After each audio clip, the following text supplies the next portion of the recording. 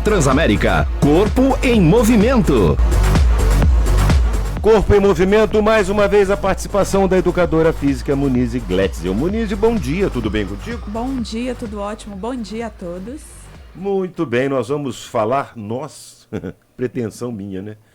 Você vai falar. Então vamos conversar. Você vai explicar sobre colesterol versus exercícios físicos, ou o ideal seria junto, né? Uma coisa com a outra, que é o que deve ser o assunto que você vai tratar. Sim, os benefícios que o exercício físico traz para o colesterol. E de que forma esses exercícios físicos interferem nos níveis de colesterol no organismo? Isso, é muito interessante a gente começar falando, porque o colesterol virou vilão, né? Gordura é vilão.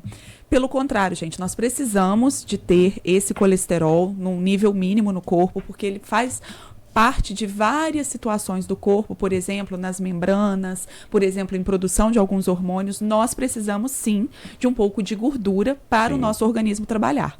O que preocupa é o excesso de gordura, né? Tanto que nos exames nós temos o colesterol bom, o colesterol ruim e o colesterol total. E também não deve ser visto apenas isso, ainda tem os triglicérides que também devem ser levados em conta. Portanto, principalmente a partir dos 20 anos, o ideal é que a gente mantenha o exame de sangue em dia, no mínimo uma vez por ano, para que a gente descubra, através do colesterol, se a gente tem um risco aumentado, um risco cardiovascular aumentado ou não.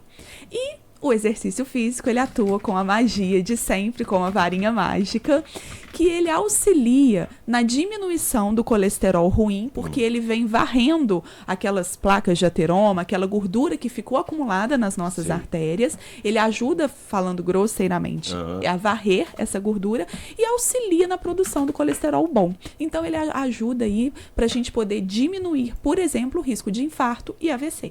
Agora, e a intensidade e frequência ideais desses exercícios para melhorar esses níveis de colesterol? Aquilo que eu sempre falo com você, porque tem gente que abusa, né? Sim. Tem que fazer exercício aí, faz demais, pode ser ruim. Qual a intensidade que seria o correto? Para nós, meros mortais, né? O ideal é que o exercício seja feito de 3 a 4 vezes na semana, de 30 a 40 minutos, em intensidade moderada. Posso fazer mais? Sim. Posso fazer menos se aumentar a intensidade. Sim. Então, é muito importante que a gente procure um médico para a gente ver primeiro o nível de colesterol, o que ele vai indicar, se é necessário entrar com algum medicamento ou não. E logo depois procure um profissional de educação física capacitado que vai te ajudar e te auxiliar no protocolo de exercício. Então, assim, o ideal, assim, falando genericamente, de 3 a 4 vezes por semana, de 30 a 40 minutos de exercício moderado. E ainda, ainda temos, Marcelo, não sei se era a próxima pergunta, qual exercício isso seria que eu o ideal? Saber. Os tipos de exercícios mais eficazes. Aqueles que são produtivos ou que são necessários para a redução do colesterol ruim, que é o famoso LDL, né? Isso. E para o aumento do colesterol bom, HDL. Eu falo que o exercício ruim é aquele que não foi feito. Então, para o organismo, independente do tipo de exercício que você faça, ele já vai te ajudar a melhorar o colesterol bom e diminuir o colesterol ruim. Porém, o que a gente tem que levar em consideração é que as pesquisas ainda mostram que o exercício cardiorrespiratório é um pouco melhor. É um pouquinho melhor na questão do colesterol, tá? Mas com isso, geralmente as pessoas que têm colesterol alto, geralmente são pessoas obesas, que têm algum outro tipo de comorbidade e que precisam também praticar a musculação. Entendi. Então, a gente coloca no combo aí, né? O ideal que seria feito que seja feito exercício de força e exercício cardiorrespiratório também. Cardiorrespiratório seria aqueles aeróbicos? Aeróbicos, exercícios cíclicos que você faz durante um maior período de tempo, por exemplo, nadar, correr, pedalar. E, de acordo com as pesquisas, a melhora do colesterol, falando para o colesterol, ainda é mais do exercício cardiorrespiratório. Esse é o ideal, né? Sim, se além tratando dos de colesterol. exercícios físicos, Munize, quais são, assim, outras atividades ou o que mais é importante para manter esses níveis de colesterol dentro dos parâmetros ou dos padrões saudáveis? A alimentação entra como um fator fundamental. Agora, você também, começando uma rotina de exercícios, automaticamente eu acho que você também muda a sua forma de alimentação. É uma coisa puxa a outra, porque né? o organismo pede, não é? Sim, é igual eu falo, se a gente colocar gasolina ruim no carro, o carro não vai andar. Vai engasgar. Vai engasgar. Então a gente precisa se alimentar, colocar gasolina boa aí no nosso organismo, para que a gente consiga manter a atividade física e até nossas atividades diárias. É muito comum a pessoa come aquela comida gordurosa, e aí se sente empazinado, se sente inchado. Então, quando você coloca a gasolina boa, quando você faz uma alimentação balanceada, ela é primordial. Tanto que alguns médicos, nem assim, de início, quando a pessoa está com um determinado nível de colesterol, nem entra com a medicação de imediato. Sim. Geralmente, ele pede uma alimentação balanceada e o exercício físico. E é importante a gente comer gordura, como eu falei no início da nossa conversa. Por exemplo, o abacate é uma excelente fonte. Gordura boa. Ótima, né? As oleaginosas, vem as sementes como chia, linhaça. E eu ouvi uma frase outro dia que eu queria compartilhar com vocês, porque os alimentos embutidos têm alto teor de gordura saturada, o que não é bom e o que facilita o aumento do colesterol. Então a gente tem que pensar no seguinte, a gente tem que desembrulhar menos e descascar mais. É muito legal isso, porque assim, tudo aquilo que você descasca, que é você planta, produz, isso vai fazer bem para você.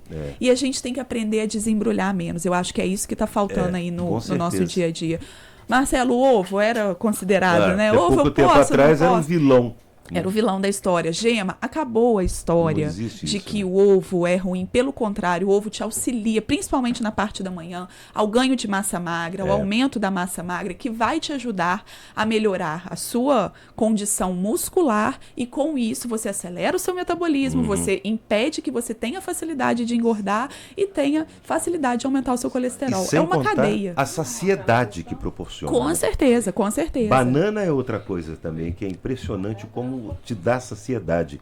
Às vezes, quando você está na correria, eu vou em casa, não vai dar tempo de almoçar direito, eu pego lá 2, 3 bananas, como e vou embora. Pronto. Isso porque a banana, ela ainda tem um teor de alto índice glicêmico um pouco mais elevado, mas ela é uma fruta excelente, por exemplo, para um pré-treino. Ela vai te dar energia, ela vai te dar saciedade e você pode usar um alimento descascado, não desembrulhado, para você poder ter aí o seu ritmo aí do seu dia a dia. Isso é muito interessante. Existem recomendações específicas, por exemplo, para pessoas com problemas de colesterol alto que desejam iniciar um programa de exercícios físicos? Primeiramente, conversar com o seu médico. É primordial que você converse com o seu médico para você ver, até mesmo, Marcelo, o nível do seu colesterol, ele indica diretamente o fator de risco para um AVC ou para um infarto. Então, dependendo, a gente precisa passar pelo médico, depois por um cardiologista e depois, com a autorização do cardiologista, você chegar no educador físico para começar a sua atividade. E outra coisa, né? De forma gradual, de forma gradativa. Você começa 1, 2 vezes por semana, de 20 a 30 minutos. Depois você aumenta uma vez na semana, aumenta a sua frequência e vai aumentando gradualmente tanto a intensidade quanto o volume do exercício. Para que você não corra risco também de acontecer uma tragédia, né? Nós temos visto, infelizmente, em algumas academias, isso é um risco, pode acontecer, mas...